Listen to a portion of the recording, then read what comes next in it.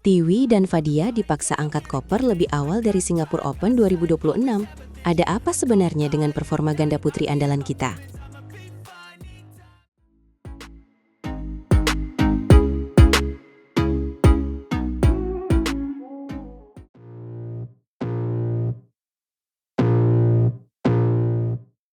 Halo Sobat Badminton, selamat datang kembali di channel yang membahas tuntas drama lapangan bulu tangkis dunia. Hari ini kita harus menerima kabar yang cukup menyesakan dada dari ajang Singapore Open 2026 yang baru saja dimulai di Singapore Indoor Stadium. Kabar ini tentu sangat mengejutkan kita semua, apalagi ini adalah turnamen pembuka yang sangat vital untuk mendulang poin peringkat dunia. Wah, benar banget. Kabar ini bikin kita kaget dan sedikit lemas. Padahal kita punya harapan besar buat pasangan Amalia Cahaya Pratiwi dan Siti Fadia Silva Ramadanti di turnamen bergengsi kelas Super 750 ini. Tapi sayangnya, perjalanan mereka harus terhenti sangat cepat, bahkan di babak 32 besar yang sangat kompetitif. Realita di lapangan memang seringkali tidak sesuai dengan ekspektasi kita sebagai penggemar setia bulu tangkis Indonesia. Betul sekali, pertandingan hari Selasa ini benar-benar menguras emosi pecinta bulu tangkis tanah air. Tiwi dan Fadia berhadapan langsung dengan unggulan pertama Cina, Liu Shengshu dan Tan Ning. Bayangkan saja, baru babak awal mereka sudah harus bertemu raksasa dunia yang sedang dalam performa puncak. Undian ini memang sangat tidak menguntungkan bagi pasangan kita yang sebenarnya sedang berusaha keras menembus jajaran elit dunia. Pertemuan itu memang terasa sangat berat sejak awal. Liu dan Tan ini bukan lawan sembarangan. Mereka adalah tembok raksasa yang sulit diruntuhkan. Mereka punya gaya main agresif, bertenaga, dan memiliki power luar biasa besar di setiap pukulan. Sejak awal game pertama saja, Tiwi dan Fadia sudah mendapatkan tekanan luar biasa hebat dari segala penjuru lapangan. Mereka mencoba keluar dari tekanan dengan pola menyerang balik, tapi sayangnya pertahanan pasangan Cina itu seperti tembok beton yang sangat kokoh. Kalau kita bedah teknis pertandingannya, di game pertama mereka kalah 15-21. Skor yang menunjukkan adanya perlawanan sengit, tapi memang Liu dan Tan selalu punya jawaban cerdas untuk setiap variasi serangan Tiwi dan Fadia. Saat rally 40 pukulan, Tiwi berusaha keras bertahan, namun smash Tan Ning akhirnya menembus pertahanan mereka. Masalah utamanya sepertinya ada pada adaptasi lapangan yang sangat sulit karena kondisi kecepatan bola yang sangat kencang ya. Nah, itu dia poin yang paling krusial. Siti Fadia sendiri sempat memberikan komentar jujur setelah laga usai. Dia bilang kalau situasi di lapangan hari itu benar-benar sangat menantang karena laju shuttlecock yang sangat kencang dan sulit dikendalikan. Dalam kondisi bola yang meluncur sangat kencang seperti itu, tidak ada pilihan lain bagi pemain selain harus berani beradu serangan dan kecepatan sejak poin pertama. Kalau sampai mereka telat panas atau ragu-ragu dalam mengambil keputusan di depan net, bisa dipastikan akan langsung habis dimakan agresivitas lawan. Di game kedua pun situasinya ternyata tidak banyak berubah, malah semakin menegangkan bagi penonton. Skornya kembali berakhir identik yaitu 15-21. Tiwi dan Fadia sebenarnya sudah berusaha sangat keras untuk bangkit dan mencoba mengubah strategi dengan bermain lebih berani melalui penempatan bola halus di depan net untuk memancing lawan melakukan kesalahan. Namun sayangnya, agresivitas dan power dari Liu serta Tan benar-benar tidak bisa dibendung sampai poin terakhir pertandingan itu benar-benar dinyatakan selesai oleh wasit yang memimpin jalannya pertandingan itu.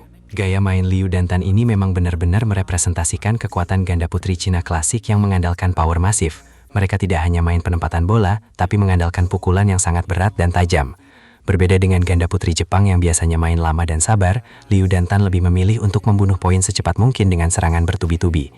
Tiwi dan Fadia harus benar-benar meningkatkan massa otot dan daya ledak mereka jika ingin bersaing secara konsisten melawan tipe pemain dengan power besar seperti pasangan Cina ini. Sekarang fokus mereka beralih sepenuhnya ke Indonesia Open 2026 yang akan berlangsung dari tanggal 2 sampai 7 Juni mendatang. Turnamen di rumah sendiri ini pastinya akan memiliki atmosfer yang jauh lebih panas dan menantang di Istora Senayan.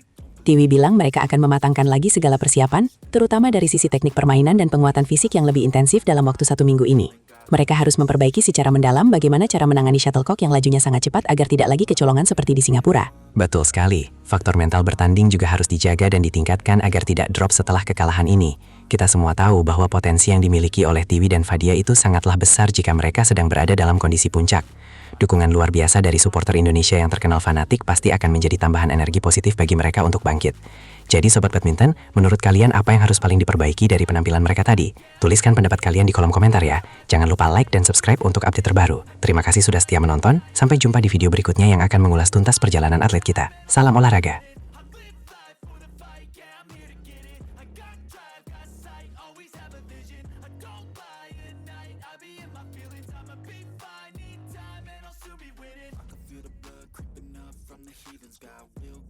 sempat diragukan dan dihantam cedera berkali-kali.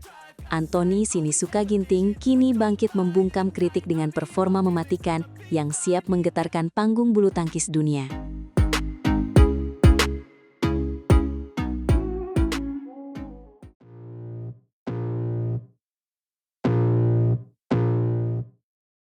Di tengah naik turunnya prestasi bulu tangkis Indonesia dalam beberapa tahun terakhir ini, ada satu nama yang selalu memikul beban ekspektasi luar biasa besar.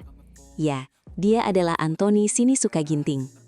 Pemain yang bukan sekadar atlet tunggal putra biasa, melainkan telah menjadi simbol nyata dari sebuah harapan, keteguhan hati, dan perjuangan tanpa batas. Benar sekali. Kalau kita melihat perjalanan selama 1 dekade terakhir, saat banyak pemain datang silih berganti, Anthony tetap kokoh berdiri menjadi wajah utama tunggal putra kita. Bertahan di kerasnya persaingan elit dunia tentu bukan hal yang bisa dilakukan sembarang orang. Tentu saja tidak mudah. Sejak usia muda, Anthony sudah sukses mencuri perhatian dunia. Kecepatan kakinya yang luar biasa lincah, refleks yang secepat kilat, serta kemampuan serangan eksplosif membuat banyak pengamat langsung menyandingkannya sebagai penerus tahta generasi emas dari seorang Taufik Hidayat. Tapi, julukan sebagai penerus legenda itu ibarat pedang bermata dua. Di satu sisi tentu menjadi kebanggaan, namun di sisi lain membawa beban mental dan tekanan yang sangat berat. Apalagi dia tumbuh dan harus bersaing di era para monster bulu tangkis dunia seperti Viktor Axelsen dan Kento Momota. Aku masih ingat betul momen-momen paling bersejarah dalam karirnya, saat dia mulai rutin menembus babak semifinal dan final di turnamen besar dunia. Gaya mainnya yang super agresif dan sangat cepat itu, selalu sukses membuat penonton terpukau dan menahan napas di sepanjang pertandingan. Betul, dia itu ibarat ahli dalam menciptakan rally dramatis. Kadang pengembalian bolanya terasa mustahil untuk dijangkau akal sehat, tapi dia bisa membalikan keadaan dalam sekejap. Semangat pantang menyerah khas pejuang Indonesia benar-benar melekat kuat dalam dirinya di setiap pertandingan yang melelahkan. Sayangnya, gaya main cepat dan meledak-ledak yang menjadi senjata utamanya itu membawa konsekuensi besar bagi tubuhnya. Cedera akhirnya menjadi musuh paling menakutkan sepanjang karirnya. Intensitas permainan yang tinggi membuat kondisi fisiknya seringkali terkuras habis sebelum mencapai klimaks turnamen. Iya, beberapa kali kita harus menyaksikan momen sedih ketika dia terpaksa mundur dari turnamen penting karena masalah kebugaran yang menderanya. Masa pemulihan yang tidak sebentar membuat performanya naik turun. Dan tepat di titik itulah berbagai kritik tajam mulai berdatangan dari berbagai arah dengan deras. Publik perlahan mulai meragukan konsistensinya di lapangan. Ada yang terang-terangan bilang dia terlalu gampang kehilangan fokus di poin krusial. Bahkan ada juga yang dengan berani menyebut bahwa masa kejayaannya perlahan sudah habis, karena mulai tergerus oleh kemunculan pemain muda yang jauh lebih segar. Tapi disitulah letak nilai emas seorang Anthony Sinisuka Ginting. Dia dengan tegas menolak untuk menyerah pada keadaan yang sulit. Berkali-kali dia jatuh tersungkur memeluk lapangan, namun berkali-kali pula dia bangkit berdiri menatap ke depan. Dia selalu punya cara untuk membungkam segala keraguan. Aku setuju. Setelah melewati masa kelam yang penuh ujian, di turnamen kali ini Anthony sekarang datang dengan aura yang sangat berbeda.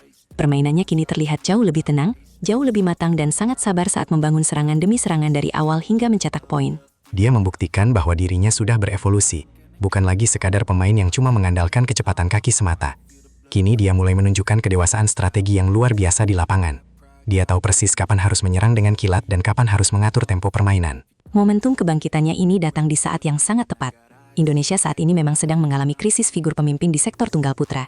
Regenerasi memang terus berjalan, tapi mental bertanding di level puncak dan pengalaman segudang itu tidak bisa dibeli dengan apapun. Pengalaman luar biasa dalam menghadapi tekanan mental di final besar, menahan cibiran dan sorakan penonton lawan di negara asing, sampai kemampuan ajaib keluar dari situasi paling terjepit saat melawan pemain top dunia, semua itu hanya dimiliki oleh sosok berpengalaman seperti dirinya.